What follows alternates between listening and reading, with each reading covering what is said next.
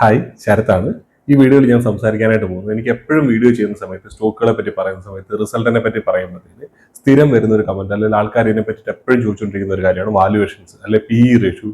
High PE ratio ആണ്, അതുകൊണ്ട് തന്നെ സ്റ്റോക്ക് ഭയങ്കര എക്സ്പെൻസീവ് ആണ്, ഇപ്പം മേടിക്കുന്ന മണ്ടത്തരമാണെന്നൊക്കെയുള്ള രീതിയിലുള്ള ഒരുപാട് കമന്റുകൾ കാര്യങ്ങളൊക്കെ വരാറുണ്ട്.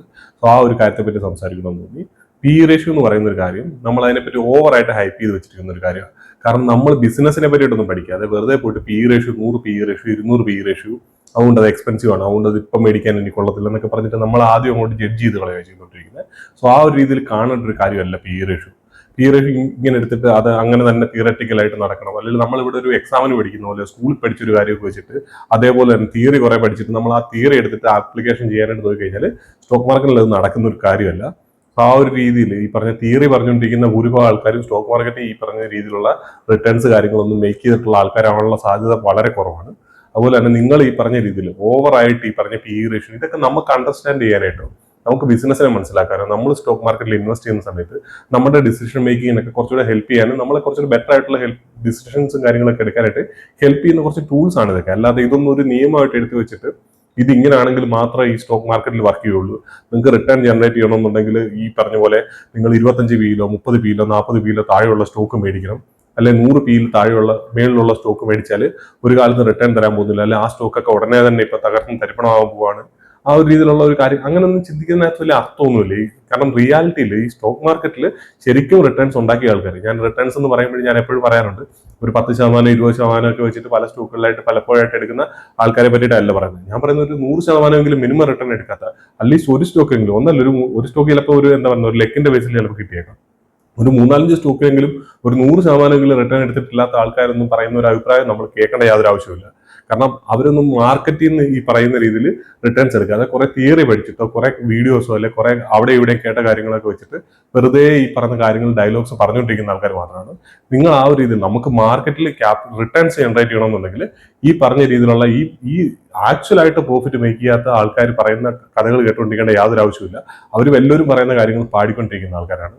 അങ്ങനെയാണെന്നുണ്ടെങ്കിൽ അല്ലെങ്കിൽ ഈ PE റേഷ്യോനൊക്കെ ഇത്ര വലിയ ഇമ്പോർട്ടൻ്റ് ആണെന്നുണ്ടെങ്കിൽ നിങ്ങൾ എറ്റേണൽ സൊമാറ്റോ എടുത്ത് നോക്കുക. സൊമാറ്റോ കഴിഞ്ഞ് കുറെ നാളായിട്ട് ആൾക്കാർ പറഞ്ഞുകൊണ്ടിരിക്കുന്നവരെയാണ് സൊമാറ്റോ ഓവർ വാല്യൂഡ് ആണ്, സൊമാറ്റോ ഇപ്പൊ തകരാൻ പോവാണ്, സൊമാറ്റോയുടെ പ്രൈസ് ഇപ്പൊ താഴെ പോകുമെന്ന് പറഞ്ഞുകൊണ്ടിരിക്കുന്നുണ്ട്. അതിന് കുറെ ആൾക്കാർ പറയുന്ന ഒരു എക്സാമ്പിൾ ഉണ്ട്. രാകേഷ് ജുൻവാല ഈ പറഞ്ഞ 2021 ആൾ മരിക്കുന്നതിന് മുമ്പായിട്ട് പ്രത്യേകിച്ച് പറഞ്ഞൊരു കാര്യമുണ്ട് ഈ സൊമാറ്റോയെ പറ്റിയിട്ട്. സൊമാറ്റോയുടെ വാല്യൂഷൻസ് വളരെ കൂടുതലാണെന്ന കാര്യം അത് ആ സമയത്ത് നോക്കുന്ന സമയത്ത് സൊമാറ്റോയുടെ വാല്യൂഷൻസ് കൂടുതലാണ്. കാരണം അന്ന് എറ്റേണലിന് ആകെപ്പാടെ ഉണ്ടായിരുന്ന ബിസിനസ് എന്ന് പറഞ്ഞാൽ സൊമാറ്റോ മാത്രമായിരുന്നു. അത് കഴിഞ്ഞിട്ടൊക്കെയാണ് ഈ പറഞ്ഞ ബ്ലിങ്കിറ്റ് പോലത്തെ ഒരു ബിസിനസ്സിനെ അവർ അക്വയർ ചെയ്യുന്നു, ആ ഒരു ബിസിനസ്സിലേക്ക് അവർ കിടക്കുകയും ചെയ്തിട്ടുള്ളത്.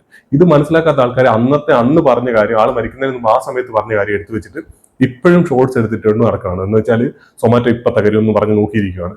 ഇവർക്കൊക്കെ എന്താണെന്ന് ഒരു ഭ്രാന്താണെന്ന് വേണേൽ പറയാം. കാരണം അവർ ഈ പറഞ്ഞ പോലെ സൊമാറ്റോയുടെ സ്റ്റോക്കിന് താഴെ പോകാൻ വേണ്ടി വെയിറ്റ് ചെയ്തുകൊണ്ടിരിക്കുകയാണ്. ആ സ്റ്റോക്കിൽ ഇൻവെസ്റ്റ് ചെയ്ത് കാശ് ഉണ്ടാക്കുന്നതിന് പകരം ആ സ്റ്റോക്ക് താഴെ പോകുന്നത് നോക്കിയിട്ട് ഓക്കെ കണ്ടില്ലേ വാല്യുവേഷൻസ് എങ്ങനെയാണെന്ന് പറയാൻ വേണ്ടിയിട്ട് വെയിറ്റ് ചെയ്തിരിക്കുന്ന കുറെ ടീംസ് ഉണ്ട്. സോ ആ ഒരു രീതിയിലല്ല അവിടെ വർക്ക് ചെയ്തുകൊണ്ടിരിക്കുന്ന കാര്യങ്ങളൊന്നും.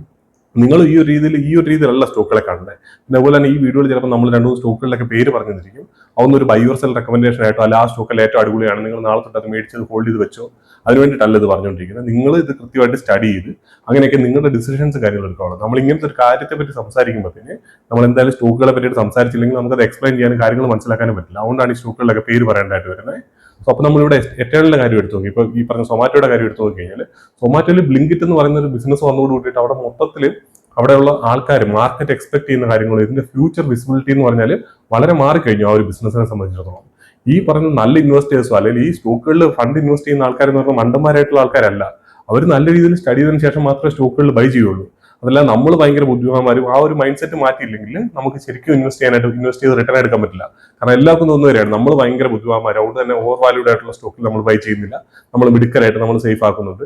അതല്ലെന്നുണ്ടെങ്കിൽ നമുക്ക് കിട്ടേണ്ട സ്റ്റോക്കുകൾ എന്ന് പറഞ്ഞാൽ ഒരു 20 PE-ലോ 15 PE-ലോ ഒക്കെ ഏറ്റവും നല്ല സ്റ്റോക്ക് കിട്ടണം. അങ്ങനെ സംഭവിക്കണമെന്നുണ്ടെങ്കിൽ മാർക്കറ്റിലുള്ള ബാക്കിയുള്ള ആൾക്കാരെല്ലാം മണ്ടന്മാരായിട്ട് മാറണം. കാരണം അവരാരും കാണരുത് ഈ പറഞ്ഞ പോലെ ഇത്രയും നല്ല സ്റ്റോക്ക് 15 PE-ലോ 10 PE-ലോ ഒന്നും കിടക്കുന്നത് ഈ പറഞ്ഞ ഈ വലിയ ഇൻവെസ്റ്റേഴ്സോ അല്ലെങ്കിൽ ഇത് സ്റ്റഡി ചെയ്യുന്ന ആൾക്കാരോ ബാക്കിയുള്ള ആൾക്കാരും ഈ പറഞ്ഞ സ്റ്റോക്കിനെ കാണരുത്, അവരെല്ലാം മണ്ടന്മാരാവണം.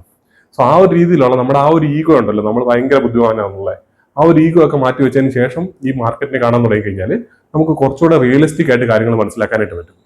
ഇപ്പം നമ്മൾ പറഞ്ഞ എറ്റേണലിന്റെ കാര്യം എടുത്തു നോക്കിയാൽ അവരുടെ ഈ പറഞ്ഞ ബ്ലിങ്കിറ്റ് എന്ന് പറഞ്ഞ ബിസിനസ്സിൽ അവർ ഈ വരുന്ന വർഷങ്ങളിൽ 3000-4000 ഡാർക്ക് സ്റ്റോർ ഒക്കെയാണ് ഓപ്പൺ ചെയ്യാൻ പോകുന്നത്. ഡാർക്ക് സ്റ്റോർ എന്ന് പറഞ്ഞാൽ ഒരു ലൊക്കാലിറ്റിയിൽ ഇപ്പം ബ്ലിങ്കിറ്റ് ഒരു സ്ഥലത്തുണ്ടെങ്കിൽ അവർ ഏകദേശം ഒരു 5 കിലോമീറ്റർ റേഡിയസിലാണ് അവർ സെല് ചെയ്തുകൊണ്ടിരിക്കുന്നത്. സോ ആ ഒരു ഏരിയയിലേക്ക് വേണ്ടിയിട്ട് ഇവരുടെ പ്രൊഡക്റ്റുകൾ കാര്യങ്ങളൊക്കെ പോകുന്നത് ഈ ഡാർക്ക് സ്റ്റോറിൽ നിന്നാണ്. സോ അങ്ങനത്തെ ഡാർക്ക് സ്റ്റോറുകൾ അവരിപ്പോൾ ഓപ്പൺ ചെയ്തുകൊണ്ടിരിക്കുന്ന ഹൈ പേസിൽ അവർ ഓപ്പൺ ചെയ്തുകൊണ്ടിരിക്കുകയാണ്. ഓരോ ക്വാർട്ടറിൽ 200, 300, 400 ഡാർക്ക് സ്റ്റോറുകൾ അവർ പുതിയതായിട്ട് ആഡ് ചെയ്തുകൊണ്ടിരിക്കുകയാണ്. അവരൊരു വർഷം നല്ല രീതിയിൽ കഴിഞ്ഞ വർഷമൊക്കെ ഡബിൾ ആക്കി. അവർ 1000 - 2000 മുകളിലേക്ക് അവരുടെ ഡാർക്ക് സ്റ്റോർ എത്തി. അവർ 4000, 5000 എത്തുന്നതിനെ പറ്റിയിട്ട് അവിടെ ഒന്ന് സ്റ്റോപ്പ് ചെയ്യുന്നതിനെ പറ്റിയിട്ടില്ല, അതിന് മുകളിലേക്ക് പോകുന്നതിനെ പറ്റിയിട്ടാണ് സംസാരിച്ചുകൊണ്ടിരിക്കുന്നത്. ഒരു 4000 ഡാർക്ക് സ്റ്റോർ ഇപ്പോൾ അടുത്തൊരു ഈ വർഷം കഴിഞ്ഞ് അടുത്ത വർഷമൊക്കെ ആകുമ്പോൾ ഒരു പക്ഷേ അവർ 4000 മുകളിലേക്ക് എത്താൻ സാധ്യതയുണ്ട്. സോ ആ ഒരു രീതിയിൽ ഡാർക്ക് സ്റ്റോർ എത്തുകയും ഒരു ഡാർക്ക് സ്റ്റോറിൽ നിന്ന് 1 കോടി രൂപ പ്രോഫിറ്റ് വരുന്നതിനെ പറ്റി ആലോചിക്കുക. ഒരു ഡാർക്ക് സ്റ്റോർ എന്ന് പറയുന്നത് ഞാൻ പറഞ്ഞില്ല, ഏകദേശം 5 കിലോമീറ്റർ റേഡിയസിനുള്ളിലാണ് അവർ സെല് ചെയ്തുകൊണ്ടിരിക്കുന്നത്. അപ്പോൾ ഇവരെന്ന് പറഞ്ഞാൽ ഓൺലൈനിലാണ് ഈ ബിസിനസ് ചെയ്യുന്നത്. അതുകൊണ്ട് തന്നെ ഫ്യൂച്ചറിൽ ഈ പറഞ്ഞ ഈ 5 കിലോമീറ്റർ റേഡിയസിനുള്ളിൽ വരുന്ന എല്ലാവരെയും വേണമെങ്കിൽ ഇവർക്ക് ഇവരുടെ കസ്റ്റമർ ആക്കാൻ പറ്റും. റിയാലിറ്റിയിൽ അത് നടക്കില്ലായിരിക്കും, പക്ഷെ എന്നാൽ പോലും അവരുടെ കസ്റ്റമർ ബേസ് ഒന്ന് ആലോചിക്കുക. നമ്മുടെ നാട്ടിലുള്ള ഒരു ചെറിയൊരു സൂപ്പർ മാർക്കറ്റിനെ എടുത്തു നോക്കിയാൽ അതിന്റെ ബിസിനസ്സും കാര്യങ്ങളും ആലോചിച്ച് കഴിഞ്ഞാൽ നമുക്ക് ഈസി ആയിട്ട് മനസ്സിലാക്കാൻ പറ്റും. ഒരു 8 ലക്ഷം രൂപയുടെ ബിസിനസ് പ്രോഫിറ്റ് ഒരു മാസം ഉണ്ടാക്കുക എന്ന് പറഞ്ഞാൽ അവർ പലരും ജനറേറ്റ് ചെയ്യുന്ന ഒരു ഈ പറഞ്ഞ എമൗണ്ട് ആയിരിക്കും 8 ലക്ഷം രൂപയ്ക്ക് മേലുള്ള പ്രോഫിറ്റ് എന്ന് പറയുന്നത്. ആ ഒരു രീതിയിൽ ഇവരെ സംബന്ധിച്ചിടത്തോളം ഇവർക്ക് ആകെപ്പാടെ വരുന്ന എക്സ്പെൻസ് എന്ന് പറഞ്ഞാൽ ഈ ഡാർക്ക് സ്റ്റോർ ഓപ്പൺ ചെയ്യുന്നതിനുള്ള എക്സ്പെൻസും പിന്നെ അവിടെ വേണ്ട ഇൻവെന്ററിയാണ്. പിന്നെ ബാക്കിയുള്ളതെന്ന് വെച്ചാൽ അവിടെയുള്ള ഡെലിവറി ഏജൻസും കാര്യങ്ങളൊക്കെയാണ്. സോ അവർ ഈ പറഞ്ഞ അവർ ഡെലിവറി ചെയ്യുന്നതിനനുസരിച്ചാണ് കമ്മീഷൻ മേടിക്കുന്നത്. അതുകൊണ്ട് തന്നെ ഇവരുടെ എക്സ്പെൻസും കാര്യങ്ങളൊക്കെ കുറവാണ്. ഇവർ ഈ പറഞ്ഞ പോലെ ഇത് ഒന്ന് പ്രോഫിറ്റബിൾ ആയി കഴിഞ്ഞു കഴിഞ്ഞാൽ പിന്നെ അത് സ്കെയിൽ ചെയ്യുന്നതിനനുസരിച്ച് കിട്ടാൻ പോകുന്ന ഓപ്പറേറ്റിംഗ് ലിവറേജിന് കണക്കില്ല. അപ്പോൾ ആ ഒരു രീതിയിൽ നോക്കുമ്പോൾ ഒരു 8 ലക്ഷം രൂപ ഒരു മാസം അവർക്ക് ഒരു ഡാർക്ക് സ്റ്റോറിൽ പ്രോഫിറ്റ് ഉണ്ടാക്കാൻ പറ്റിയാൽ ഈസി ആയിട്ട് 1 കോടി രൂപ അവർക്ക് ഈ പറഞ്ഞ പോലെ ഒരു ഡാർക്ക് സ്റ്റോറിൽ നിന്ന് അവർക്ക് പ്രോഫിറ്റ് ഉണ്ടാക്കാൻ പറ്റും ഒരു വർഷം. സോ അങ്ങനെ ഒരു 4000 ഡാർക്ക് സ്റ്റോറിൽ നിന്ന് 5000 ഡാർക്ക് സ്റ്റോറിൽ നിന്ന് അവർ പ്രോഫിറ്റ് ഉണ്ടാക്കുന്നതിനെ പറ്റി ഒന്ന് ആലോചിക്കുക. ഇപ്പൊ 300, 400 കോടി പ്രോഫിറ്റ് മാത്രമുള്ള കമ്പനി 4000 കോടി പ്രോഫിറ്റിലേക്കോ അല്ലെങ്കിൽ 5000, 6000 കോടി പ്രോഫിറ്റിലേക്ക് എത്തുന്നതിനെ പറ്റിയാണ് പറഞ്ഞുകൊണ്ടിരിക്കുന്നത്. അതല്ലെന്നുണ്ടെങ്കിൽ അവരുടെ ഡിസ്ട്രിക്ട് എന്ന് പറയുന്ന ബിസിനസ്സോ അല്ലെങ്കിൽ ഈ പറഞ്ഞ ഹോട്ടൽസിനൊക്കെ ഫ്രഷ് വെജിറ്റബിൾസ് കൊടുക്കുന്ന ബിസിനസിനെ പറ്റിയിട്ടോ അതുമല്ലെങ്കിൽ സൊമാറ്റോ നോക്കിയപ്പോൾ 20% അടുത്തേക്കാണ് സൊമാറ്റോ ഗ്രോ ചെയ്തുകൊണ്ടിരിക്കുന്നത്. സോ ഈ ബിസിനസ്സുകളെല്ലാം ഈ രീതി ഗ്രോ ചെയ്തുകൊണ്ടിരിക്കുകയാണ്. അതുകൊണ്ട് തന്നെ മാർക്കറ്റ് അതിൽ കാണുന്നത് ആ ബിസിനസിന്റെ ഓപ്പർച്യൂണിറ്റിയാണ് കാണുന്നത്. ഫ്രണ്ടിലേക്ക് എത്ര ബിസിനസ് കിട്ടാൻ സാധ്യതയുണ്ട്, ഏത് രീതിയിൽ അത് വളരാൻ സാധ്യതയുണ്ടെന്നുള്ള കാര്യമാണ് മാർക്കറ്റ് കാണുന്നത്. അതല്ലാതെ മണ്ടന്മാരായതുകൊണ്ടല്ല ആൾക്കാർ 700 PE കൊടുത്തിട്ട് ആ സ്റ്റോക്ക് മേടിച്ചുകൊണ്ടിരിക്കുന്നത്. ഞാൻ നോക്കുന്നുണ്ട് 3-4 മാസം മുമ്പ് നോക്കി കഴിഞ്ഞാൽ അവരുടെ PE റേഷ്യോ എന്നൊക്കെ പറഞ്ഞു കഴിഞ്ഞാൽ ഏകദേശം 1800 മുകളിൽ PE റേഷ്യോ പോയൊരു സമയമുണ്ട്. സോ അവിടെ നിന്ന് ഇപ്പൊ നോക്കിക്കഴിഞ്ഞാൽ സ്റ്റോക്ക് ഏകദേശം ആ ഒരു ലെവലിലേക്ക് സ്റ്റോക്കിന്റെ പ്രൈസ് നോക്കിയാൽ ഓൾമോസ്റ്റ് ഓൾ ടൈം ഹൈയിലാണ് ഇപ്പോൾ ട്രേഡ് ചെയ്തുകൊണ്ടിരിക്കുന്നത്. സോ ആ ഒരു റേഞ്ചിലേക്ക് തന്നെ തിരിച്ചെത്തുമ്പോഴത്തേക്ക് അവരുടെ PE റേഷ്യോ 700 ആയിട്ട് കുറഞ്ഞിട്ടുണ്ട്. അത് എന്തുകൊണ്ടാണ്? അവരുടെ പ്രോഫിറ്റ് കൂടുന്നതുകൊണ്ടാണ്. സോ ഈ രീതിയിൽ പ്രോഫിറ്റിൽ എക്സ്പോണൻഷ്യൽ ആയിട്ടുള്ള ഗ്രോത്തും അല്ലെങ്കിൽ ഫ്യൂച്ചറിൽ വലിയ പൊട്ടൻഷ്യലും കാണുന്ന ബിസിനസ്സുകൾക്ക് ആൾക്കാർ നല്ല രീതിയിൽ ഫണ്ട് കൊടുത്ത് മേടിക്കാൻ റെഡി ആയിരിക്കും. നമ്മളത് മനസ്സിലാക്കാതെ ആ ഒരു സെക്ടറിൽ നിന്നെല്ലാം മാറി നിന്നിട്ട് നമ്മൾ വേറെ എവിടെയൊക്കെയോ പോയിട്ട് ഇൻവെസ്റ്റ് ചെയ്തുകൊണ്ടിരിക്കുകയാണ്. ഇപ്പോഴും ITC എന്ന് പറഞ്ഞുകൊണ്ടിരിക്കുകയാണ് കുറെ ആൾക്കാർ. ഈ രീതിയിൽ ഡിവിഡൻഡ് അവിടെ കിട്ടുന്നുണ്ടെന്നൊക്കെ പറഞ്ഞുകൊണ്ടിരിക്കുക. ഒരിക്കലും ഈ പറഞ്ഞ ITCക്കൊന്നും ഈ പറഞ്ഞ എറ്റേണലിൽ അത്രയും വലിയ രീതിയിലുള്ള ഈ പറഞ്ഞ PE റേഷ്യോ കാര്യങ്ങളൊന്നും ഒരിക്കലും വരില്ല. കാരണം ITCയിൽ നമുക്ക് ഈ പറഞ്ഞ എറ്റേണലിന് വളരാൻ പറ്റുന്ന ഒരു രീതിയിലേക്ക് ITCക്ക് വളരാൻ പറ്റുന്ന ഒരു ഓപ്പർച്യൂണിറ്റി ഇല്ല ഇപ്പൊ അവർ ചെയ്തുകൊണ്ടിരിക്കുന്ന ബിസിനസ് വെച്ചിട്ട്. ഞാൻ ഈ പറഞ്ഞ ഒരു ബിസിനസ് ഭയങ്കര മോശമാണ് നല്ലതാണെന്നുള്ള കാര്യമല്ല ഞാൻ പറഞ്ഞ. ഫ്യൂച്ചറിൽ വളരാൻ സാധ്യതയുണ്ടോ എന്ന് നോക്കിയിട്ടാണ് ആൾക്കാർ സ്റ്റോക്കുകളിൽ ബൈ ചെയ്യും അല്ലെങ്കിൽ ആ സ്റ്റോക്കുകൾ ഹോൾഡ് ചെയ്യണോ വേണ്ടെന്നൊക്കെ തീരുമാനിക്കുന്നത്. അതിനനുസരിച്ച് ഇവർ എക്സിക്യൂഷൻ കാര്യങ്ങളൊക്കെ ചെയ്യണം. അത് അടുത്ത കാര്യമാണ്. നമ്മൾ ആദ്യം ബിസിനസ് എന്താണെന്ന് മനസ്സിലാക്കിയതിനു ശേഷമാണ് അത് എക്സിക്യൂഷൻ ചെയ്യുന്നുണ്ടെന്നുള്ള കാര്യം. എക്സിക്യൂഷൻ ഇല്ലാത്ത ഒരു ബിസിനസ്സും വളരാൻ പോകുന്നില്ല. ഇപ്പൊ നമ്മൾ EV സെക്ടറുള്ള സ്റ്റോക്കിൽ എടുത്ത് നോക്കിയാൽ ഇപ്പൊ ഓലയുണ്ട്, ഏതറും ഉണ്ട്. ഏതർ നല്ല രീതിയിൽ അവിടെ പറഞ്ഞ റിട്ടേൺസ് കാര്യങ്ങളൊക്കെ തരുന്നുണ്ട്. അതിന്റെ കാര്യം എന്ന് വെച്ചാൽ ഏതറിന്റെ സ്റ്റോക്ക് ആ ബിസിനസ് ആ രീതിയിൽ പെർഫോം ചെയ്തുകൊണ്ടിരിക്കുന്നുണ്ട്. അവരുടെ മാനേജ്മെന്റ് പറയുന്ന പോലെ എക്സിക്യൂഷൻ നടക്കുന്നുണ്ട്. അവരുടെ ഗ്രോത്ത് എന്ന് പറഞ്ഞാൽ 100%-ലേക്ക് മുകളിൽ വോളിയം ഗ്രോത്തും കാര്യങ്ങളൊക്കെ വന്നുകൊണ്ടിരിക്കുകയാണ്. അടുത്തൊരു 3-4 വർഷം നോക്കിക്കഴിഞ്ഞാൽ അവർ പുതിയ ഈ പറഞ്ഞ അവരുടെ എന്താ പറയുക പുതിയ പ്ലാന്റ് കാര്യങ്ങളൊക്കെ വരുമ്പോഴത്തേനും അവരുടെ ഇപ്പോൾ ഉള്ള കപ്പാസിറ്റിന്ന് അവർ 10-14 ലക്ഷം രൂപ എണ്ണം മന്ത്ലി പ്രൊഡ്യൂസ് ചെയ്യാൻ പറ്റുന്ന രീതിയിലേക്കുള്ള സ്കൂട്ടേഴ്സ് പ്രൊഡ്യൂസ് ചെയ്യാൻ പറ്റുന്ന രീതിയിലേക്കുള്ള കപ്പാസിറ്റിയിലേക്ക് പോകണം. ഇപ്പൊ 35,000 സ്കൂട്ടേഴ്സ് ഒരു മാസം അവർക്ക് പ്രൊഡ്യൂസ് ചെയ്യാൻ പറ്റുന്ന മാക്സിമം. അത് അടുത്ത ഈ ഒരു അടുത്ത ക്വാർട്ടർ കഴിയുന്ന സമയത്തേക്ക്, അതായത് അടുത്ത ജനുവരി തൊട്ട്, ഈ വരുന്ന ജനുവരി തൊട്ട് അവരവിടെ ഏകദേശം 77,000 സ്കൂട്ടറാണ് മേക്ക് ചെയ്യാനായിട്ട് പോകുന്നത്. ആ രീതിയിൽ അവരുടെ കപ്പാസിറ്റി കൂടാൻ പോവാണ്. അതിനുശേഷം അതിനടുത്തുള്ള രണ്ടാമത്തെ അതിന്റെ phase 2 എന്ന് പറയുന്ന രീതിയും കൂടെ വന്നു കഴിയുമ്പോഴത്തേന് ഏകദേശം 1.25 ലക്ഷം 1,20,000 സ്കൂട്ടേഴ്സാണ് അവർ ഒരു മാസം മേക്ക് ചെയ്യാനായിട്ട് പോകുന്നത്. ആ രീതിയിലുള്ള ഡിമാൻഡ് ഉണ്ട് ആ ബിസിനസ്സിൽ. അപ്പൊ നമ്മൾ അവിടെ നോക്കിയിട്ട് EVയിൽ നല്ല രീതിയിലുള്ള ഡിമാൻഡും കാര്യങ്ങളും ഉണ്ട്. അതുകൊണ്ട് നമുക്ക് ഓല പോയി മേടിച്ചേക്കാന്ന് പറഞ്ഞിട്ട് ഓല പോയി ബൈ ചെയ്ത് കഴിഞ്ഞാൽ ഓലയിൽ ഈ പറഞ്ഞ ഗ്രോത്ത് കാര്യങ്ങളൊന്നും വന്നുകൊണ്ടിരിക്കുന്നില്ല. അവിടെ ഓൾറെഡി അവർ ലോസ് കൂടി പോയിക്കൊണ്ടിരുന്നിട്ട് അവരുടെ കൺട്രോളിൽ നിന്ന് പുറത്ത് പോയിക്കൊണ്ടിരുന്നിട്ട് അവരിപ്പോൾ ചെയ്തുകൊണ്ടിരിക്കുന്നത് വെച്ചാൽ അവരുടെ വോളിയം കുറച്ചിട്ട് കൂടുതൽ സ്കൂട്ടേഴ്സ് സെല് ചെയ്യുന്ന കുറച്ചിട്ട് അവരുടെ സർവീസിലും അതുപോലെ തന്നെ ഇവരുടെ ഓപ്പറേറ്റിംഗ് ലിവറേജ് ഉണ്ടാക്കാനായിട്ട് അല്ലെങ്കിൽ പ്രോഫിറ്റ് മേക്ക് ചെയ്യാനായിട്ട് മാർജിൻസ് ഇംപ്രൂവ് ചെയ്യാനുള്ള കാര്യങ്ങളാണ് അവർ നോക്കിക്കൊണ്ടിരിക്കുന്നത്. സോ ആ ഒരു രീതിയിൽ ബിസിനസ്സിൽ രണ്ട് കാര്യങ്ങളാണ് നടന്നുകൊണ്ടിരിക്കുന്നത്. അപ്പൊ നമ്മൾ വെറുതെ പോയിട്ട് ഈ പറയുന്ന രീതിയിൽ എന്തെങ്കിലും തീം കേട്ടിട്ട് അതിനകത്ത് ഇൻവെസ്റ്റ് ചെയ്യല്ല, അവിടെ എക്സിക്യൂഷൻ ഉണ്ടോ എന്നുള്ള കാര്യം നമുക്ക് നോക്കേണ്ടതായിട്ടുണ്ട്. സോ അതും ഈ പറഞ്ഞ പോലെ ഹൈ ഗ്രോത്ത് ഉണ്ടാവണം എന്നുള്ള കാര്യം വളരെ ഇമ്പോർട്ടന്റ് ആയിട്ടുള്ള കാര്യം. അതുപോലെ തന്നെ ഈ ഹൈ ഗ്രോത്ത് ഉള്ള സ്റ്റോക്കുകൾക്കാണ് ഹൈ PE കൊടുക്കുക എന്നുള്ള കാര്യം. അതുകൊണ്ട് തന്നെ നിങ്ങൾ ഓവറായിട്ട് ഈ വാലുവേഷൻസിനകത്ത് കയറി നിന്നിട്ട് വാലുവേഷൻസ് നോക്കിയിട്ട് സ്റ്റോക്കിന് ഭയങ്കര PE റേഷ്യോ കൂടുതലാണ് ഈ പറയുന്ന എറ്റേണലൊന്നും നിങ്ങൾക്ക് എന്തായാലും 10 PE 15 PE ഒന്നും ഒരു കാലത്ത് കിട്ടാൻ പോകുന്നില്ല. അങ്ങനെ കിട്ടുന്ന ഒരു അവസ്ഥ വരുന്ന സമയത്ത് ആ ബിസിനസിന്റെ കാര്യത്തിൽ ഏകദേശം ഒരു തീരുമാനമായിട്ടുണ്ടാവും. കാരണം അത്രയും മോശമാവുന്ന സിറ്റുവേഷനിൽ ആൾക്കാർ അതിൽ നിന്ന് ഒഴിവായി പോവുകയും അങ്ങനെ ആയിരിക്കും ചിലപ്പോൾ ഒരുപക്ഷെ ആ സ്റ്റോക്കിന് താഴേക്ക് വരാനായിട്ട് പോകുന്നത്. അതുകൊണ്ട് തന്നെ നമ്മൾ ഇങ്ങനത്തെ രീതിയിലല്ല നമ്മൾ സ്റ്റോക്കുകളെ നോക്കി കാണേണ്ടത്. വേറെ എക്സാമ്പിൾ നോക്കണമെങ്കിൽ ഇപ്പൊ നമുക്ക് ഷാഡോ ഫാക്സ് നോക്കാം. നമ്മളിവിടെ സംസാരിച്ചിട്ടുള്ളതാണ് അതിന്റെ ബിസിനസിനെ പറ്റിയിട്ട് കാര്യങ്ങളെല്ലാം. ഷാഡോ ഫാക്സിന്റെ പി റേഷ്യോ നോക്കിയാൽ ഏകദേശം 90 അടുത്താണ് പി റേഷ്യോ. ഈ ഒരു Q1 റിസൾട്ടിന് മുമ്പ് നോക്കിയാൽ 100 മുകളിൽ 120 ആയിരുന്നു അവരുടെ പി റേഷ്യോ ഉണ്ടായിരുന്നത്. ആ ഒരു ബിസിനസിന്റെ കാര്യം നോക്കിയാൽ അവർക്ക് കഴിഞ്ഞ വർഷം ഏകദേശം 100-115 കോടി മാത്രമാണ് അവർ പ്രോഫിറ്റ് ജനറേറ്റ് ചെയ്തിട്ടുള്ളത്. അവിടുന്ന് ഇപ്പം നോക്കിക്കഴിഞ്ഞാൽ ഈ ഒരു ഫൈനാൻഷ്യൽ ഇയറിൽ അവർ എത്ര പ്രോഫിറ്റ് ജനറേറ്റ് ചെയ്യുമെന്ന് നമുക്ക് കൃത്യമായിട്ട് പറയാൻ പറ്റില്ല. കാരണം ആ രീതിയിലാണ് അവിടെ ഗ്രോത്ത് കാര്യങ്ങൾ വന്നുകൊണ്ടിരിക്കുന്നത്. ഏകദേശം ഇന്ത്യയിൽ 19,000 പിൻകോഡ് ഉള്ളതിനകത്ത് ഏകദേശം 10-17,000 പിൻകോഡോളം അവർ ഓൾറെഡി അതിനകത്ത് ഡെലിവറി ചെയ്യാൻ തുടങ്ങിയിട്ടുണ്ട്. അവർ പ്രൈം ഡേ ഡെലിവറി എന്ന് പറഞ്ഞിട്ട്, സെയിം ഡേ ഡെലിവറി എന്ന് പറഞ്ഞിട്ട് ക്വിക്ക് കൊമേഴ്സിന് വേണ്ടിയിട്ട് അവരുടെ ആൾക്കാരെ കൊടുക്കുന്നുണ്ട്. അവർ ഡാർക്ക് സ്റ്റോറുകൾ ഓപ്പൺ ചെയ്തുകൊണ്ടിരിക്കുന്നുണ്ട്. ഈ രീതിയിൽ അവർ വളരെ വലിയ രീതിയിൽ എക്സ്പാൻഡ് ചെയ്തുകൊണ്ടിരിക്കുകയാണ്. പിന്നെ അതുപോലെ തന്നെ ക്രിട്ടിക്കൽ ലോജിസ്റ്റിക്സും അല്ലെങ്കിൽ ഈ പറഞ്ഞ മെഡിക്കൽ എക്യുപ്മെന്റ്സും ആ രീതിയിൽ ഇവരുടെ ഏതൊക്കെ രീതിയിൽ ഇവരുടെ ഒരു ബിസിനസിന്റെ ചുറ്റുമുള്ള ബാക്കിയുള്ള ഏരിയകളിലേക്കെല്ലാം അവർ കയറിക്കൊണ്ടിരിക്കുകയാണ്. അവിടെ നിന്നെല്ലാം അവർ നല്ല രീതിയിൽ മാർക്കറ്റ് ഷെയർ ക്യാപ്ചർ ചെയ്തുകൊണ്ടിരിക്കുന്നുണ്ട്. ഇപ്പൊ ഇന്ത്യയുടെ ഒരു ഗ്രോത്ത് കാര്യങ്ങളൊക്കെ ഈ രീതിയിൽ നിൽക്കുന്ന സമയത്ത് നമ്മൾ US കാര്യങ്ങൾ എടുത്താലോ അല്ല ചൈന എടുത്താലോ അവിടെയൊക്കെ ഉണ്ടായിരുന്ന വലിയ വലിയ കമ്പനികളൊക്കെ ഏത് രീതിയിൽ വളർന്നു എന്നുള്ള കാര്യം നോക്കി കഴിഞ്ഞാൽ നമുക്ക് ഇന്ത്യയിലുള്ള ഇങ്ങനത്തെ ബിസിനസ്സുകൾക്ക് വളരാനുള്ള പൊട്ടൻഷ്യലിനെ പറ്റി ഒരു ധാരണ കിട്ടും. നമ്മൾ വെറുതെ റിയലിസ്റ്റിക് ആയിട്ടുള്ള രീതിയിൽ പോയി നോക്കാനല്ല പറയുന്നത്. ഇപ്പം ചൈനയിൽ മാനുഫാക്ചർ ചെയ്യുന്ന പോലത്തെ അത്ര സ്കെയിലൊന്നും ഇപ്പൊ ഇന്ത്യയിൽ ഇപ്പോഴത്തെ സിറ്റുവേഷനിൽ നമുക്കിപ്പം എത്താൻ പറ്റുമെന്ന് നോക്കി കഴിഞ്ഞാൽ അറിയത്തില്ല. അതേപോലെ തന്നെ ഇപ്പോൾ US ഉള്ള പോലത്തെ രീതിയിൽ ടെക്നോളജിയിലോ അല്ലെങ്കിൽ ആ പറഞ്ഞ മെഡിസിനോ ആ രീതിയിലുള്ള കാര്യങ്ങളൊന്നും അത്ര ലെവലിലേക്കൊന്നും നമ്മളിപ്പോൾ എത്തിയിട്ടില്ല. അല്ലെങ്കിൽ നമ്മൾ ആ ഒരു രീതിയിലേക്ക് എങ്ങനെ എത്തും എന്നുള്ള കാര്യങ്ങളിലൊക്കെ ചിലപ്പോൾ ഡൗട്ടും കാര്യങ്ങളും വന്നേക്കാം. പക്ഷേ ആൾക്കാർ കൺസ്യൂം ചെയ്യുന്ന ഒരു കാര്യത്തിൽ ഒരു ഡൗട്ടിന്റെ ആവശ്യമില്ല. നമ്മൾ ഒന്നെങ്കിൽ കടയിൽ പോയിട്ട് മേടിക്കും, ഇല്ലെങ്കിൽ ഓൺലൈനിൽ മേടിക്കും. ഇപ്പൊ എല്ലാവരും കടയിൽ പോയി മേടിക്കുന്നുണ്ട്. അത് ഫ്യൂച്ചറിൽ ഇപ്പൊ തന്നെ നല്ല രീതിയിൽ അതിനകത്ത് മാറ്റങ്ങളും കാര്യങ്ങളും വന്നുകൊണ്ടിരിക്കുകയാണ്. അപ്പോൾ തന്നെ ഇന്ത്യയിലുള്ള എല്ലാവരുടെയും മൊബൈൽ ഫോണും കാര്യങ്ങളൊക്കെ എത്തി തുടങ്ങിയിട്ടുണ്ട്. ഈ പറഞ്ഞ ഓൺലൈനിലായിട്ട് സാധനങ്ങൾ പർച്ചേസ് ചെയ്യുന്നതിലേക്കൊക്കെ ആൾക്കാർ കടന്നു തുടങ്ങിയിട്ടുണ്ട്. ഈ പറഞ്ഞ മനുഷ്യന്മാരെല്ലാം ആ രീതിയിൽ ഓൺലൈനിലേക്ക് പർച്ചേസ് ചെയ്യുമ്പോൾ അവിടെയുള്ള ഗ്രോത്ത് എന്ന് പറയുന്നത് നമുക്ക് ഉദ്ദേശിക്കുന്നതിനെ കഴിഞ്ഞപ്പോൾ ഒരുപാട് മുകളിലാണ് ആ ഒരു സെക്ടറിൽ ഗ്രോത്ത് വരാനിരിക്കുന്നത്. ആ ഒരു സ്ഥലത്ത് അത് ക്യാപ്ചർ ചെയ്യാൻ രീതിയിൽ ഒരു ബിസിനസ് വളർന്നുകൊണ്ടിരിക്കുമ്പോഴത്തേന് ആ ബിസിനസിന്റെ പ്രോഫിറ്റിന്റെ പൊട്ടൻഷ്യലും കാര്യങ്ങളൊന്നും നമുക്ക് ചുമ്മാ വെറുതെ കണക്ക് കൂട്ടിക്കൊണ്ട് പറയാൻ പറ്റില്ല. എന്നിട്ട് നമ്മൾ വെറുതെ നോക്കിയിരുന്നിട്ട് അതിന്റെ പി റേഷ്യോ 90 അതുകൊണ്ട് പി റേഷ്യോ കൂടുതലാണെന്നൊക്കെ പറഞ്ഞു കഴിഞ്ഞാൽ ഈ വർഷം അവർ നോക്കിയാൽ കഴിഞ്ഞ വർഷം 100 കോടിയുള്ള പ്രോഫിറ്റിന് ചിലപ്പോൾ 300-400 ചിലപ്പോൾ വേണമെങ്കിൽ ചിലപ്പോൾ 500 കോടി അവർ പ്രോഫിറ്റ് ചെയ്തെന്നിരിക്കാം. അടുത്ത ചിലപ്പോൾ 2 വർഷം കൊണ്ട് അവരുടെ പ്രോഫിറ്റ് ചിലപ്പോൾ 1000 കോടി എത്തിയേക്കാം.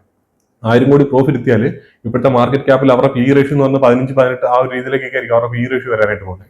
അടുത്തൊരു 10 വർഷം കഴിയുമ്പോൾ ഈ ഒരു ബിസിനസിന് എത്ര വളർച്ചയ്ക്കുള്ള പൊട്ടൻഷ്യൽ ഉണ്ടെന്ന് നോക്കി കഴിഞ്ഞാൽ നമുക്കത് ഊഹിക്കാൻ പറ്റുന്ന ഒരു രീതിയിലല്ല അതിന്റെ ഒരു പൊട്ടൻഷ്യൽ കിടക്കുന്നത്. ചിലപ്പോൾ 1000 കോടി എന്നുള്ളത് 10,000 കോടി 15,000 കോടി ആയിരിക്കും ചിലപ്പോൾ ഒരു പ്രോഫിറ്റ് ജനറേറ്റ് ചെയ്യാൻ പോകുന്നത്. നമുക്കത് അറിയില്ല. അത് അവർ എക്സിക്യൂട്ട് ചെയ്യുന്നുണ്ടെന്നുള്ള കാര്യമാണ് നമുക്കറിയേണ്ടത്.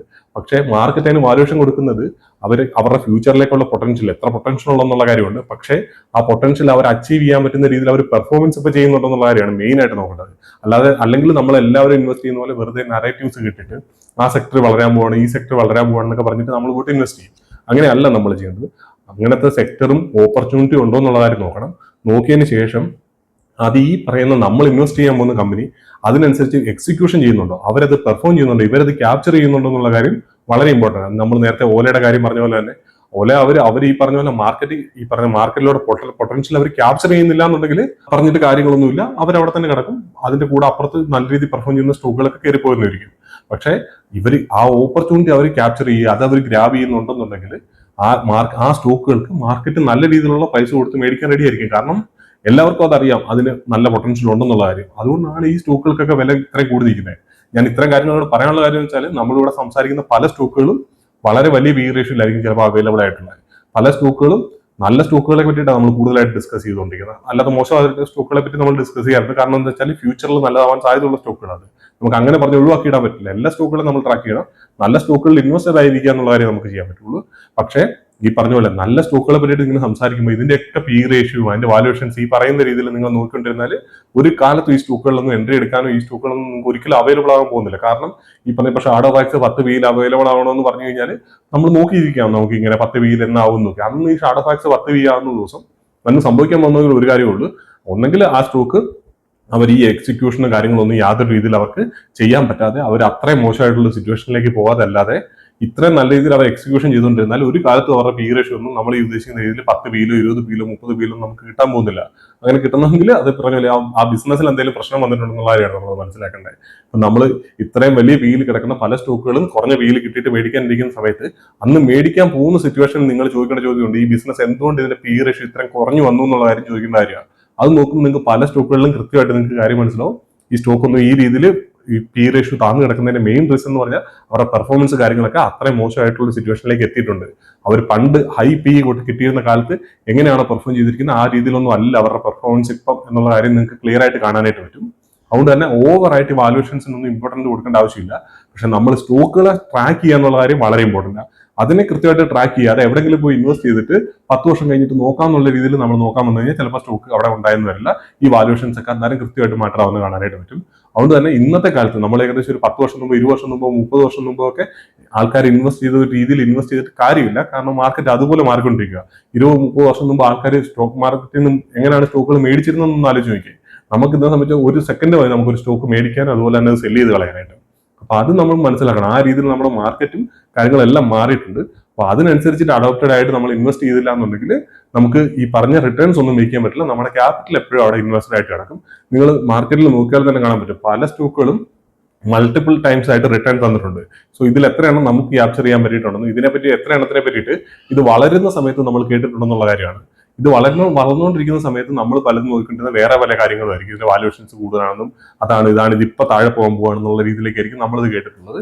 നമുക്കത് എപ്പോഴും പറ്റുന്ന ഒരു അബദ്ധമാണ്. ഇപ്പോൾ ഒരു 100 രൂപയുള്ള സ്റ്റോക്ക് 200 രൂപ ആയി കഴിഞ്ഞാൽ ആൾക്കാർക്ക് പ്രശ്നമാണ്. അത് വളരെ കൂടി ഇരട്ടിയായി 100% റിട്ടേൺ നിന്ന് ഇനി അതിന് പൊട്ടൻഷ്യൽ ഇല്ല എന്നൊക്കെ ഉള്ളതാണ് ആൾക്കാർ പറഞ്ഞുകൊണ്ടിരിക്കുന്നത്. പല സ്റ്റോക്കുകളും 10 ഇരട്ടി 100 ഇരട്ടിയൊക്കെയാണ് റിട്ടേൺ തന്നുകൊണ്ടിരിക്കുന്നത്. സോ അവിടെ 100 രൂപ കിടക്കുന്ന സ്റ്റോക്ക് ചിലപ്പോൾ ആകാൻ പോകുന്ന 1000-ലേക്കും 10,000 രൂപയിലേക്കൊക്കെ ആയിരിക്കും ഒരു സ്റ്റോക്കിന്റെ പ്രൈസ് കൂടാനായിട്ട് പോകുന്നത്. സോ അത് മനസ്സിലാക്കാതെ അതിന് 100% റിട്ടേൺ തന്നു, അല്ലെങ്കിൽ കുറച്ച് പ്രൈസ് ഒന്ന് കൂടിപ്പോയി, സോ കഴിഞ്ഞു, ഇനി ഒരു 20% മുകളിൽ പോയി, ഇനിയിപ്പോൾ എനിക്ക് ബൈ ചെയ്യാൻ പറ്റില്ല. സോ ആ രീതിയിലുള്ള മൈൻഡ് സെറ്റ് ഒക്കെ മാറ്റാം. നമ്മൾ അതല്ല നമുക്ക് വേണ്ട. നമുക്ക് ഒരു സ്റ്റോക്കും അതിന്റെ ഏറ്റവും താഴെ നിന്നും മേടിക്കാൻ പറ്റില്ല. അതുപോലെ തന്നെ അതിന്റെ ടോപ്പിൽ നിന്ന് ഒരു കാരണവശാലും നമുക്ക് എക്സിറ്റ് ചെയ്യാൻ പറ്റില്ല. അത് എന്തെങ്കിലും ലെക്ക് ഉണ്ടെങ്കിൽ ചിലപ്പോൾ നമ്മൾ എക്സിറ്റ് ചെയ്ത ദിവസമായിരിക്കും ചിലപ്പോൾ അതിന്റെ ടോപ്പ്. അങ്ങനെ വല്ലതും പറ്റിയെങ്കിലും ഉള്ളൂ. അല്ലാതെ ആർക്കും ഇത് കാൽക്കുലേറ്റ് ചെയ്തിട്ടൊന്നും ഒരു മനുഷ്യനും എക്സിറ്റ് ചെയ്യാനും ആ രീതിയിൽ എൻ്റർ ചെയ്യാനും ഒന്നും പറ്റില്ല. അതുകൊണ്ട് തന്നെ നമ്മൾ ആവശ്യമില്ലാത്ത കാര്യങ്ങളൊന്നും കോൺസെൻട്രേറ്റ് ചെയ്യേണ്ട ആവശ്യമില്ല. 100 രൂപ കിടക്കുന്ന സ്റ്റോക്ക് 1000 രൂപ ആവുന്ന സമയത്ത് ചിലപ്പോൾ നമുക്കത് 200-ലോ 250-ലോ എൻ്റർ എടുത്തിട്ട് ചിലപ്പോൾ 800-ലോ 850-ലോ ആയിരിക്കും ചിലപ്പോൾ എക്സിറ്റ് ചെയ്യാൻ പറ്റുന്നത്.